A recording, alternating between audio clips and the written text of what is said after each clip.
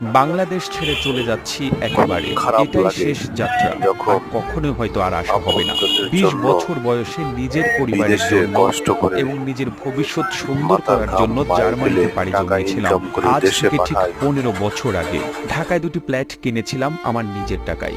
একটা আমার মায়ের নামে আর একটা আমার স্ত্রীর নামে। আমার মা আবার ফ্ল্যাট আমার ছোট ভাইয়ের নামে লিখে দিয়েছে।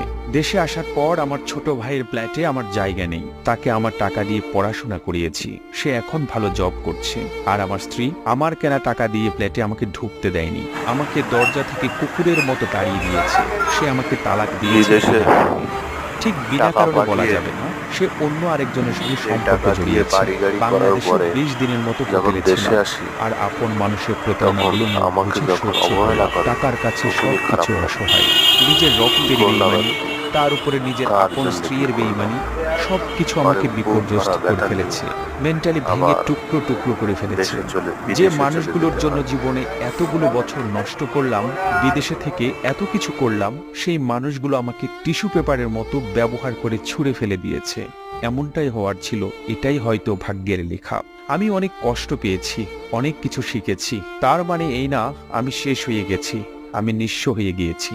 এরকম ফ্ল্যাট আরো 10টা কেনার সামর্থ্য সৃষ্টিকর্তা আমাকে দিয়েছে, কিন্তু কোনো লোভ দেয়নি, কোনো অহংকার দেয়নি। কারো প্রতি কোনো অভিযোগ নেই, কোথাও কোনো বিচার দেব না। বিচার এক জায়গায় দিয়ে রেখেছি, তিনি নিশ্চয়ই সবকিছুর ঊর্ধ্বে নিরপেক্ষ বিচারক। লেখাটি বিদেশ থেকে ফেরত আসা এক প্রবাসী ভাইয়ের জীবনের গল্প। আর এই গল্পটি ভালো লেগে থাকলে আপনার ফেসবুকের টাইমলাইনে শেয়ার করুন এবং বিশ্ব বাংলা ফেসবুক পেজ এবং ইউটিউব চ্যানেলটি সাবস্ক্রাইব করুন। একই সঙ্গে আপনি বাংলাদেশের কোন জেলা থেকে প্রবাসী ভাইয়ের এই গল্পটি শুনছেন বা দেখছেন আমাদের কমেন্ট করে জানান। আমরা পরবর্তী ভিডিওতে আপনাকে ধন্যবাদ জানাতে ভুলব না।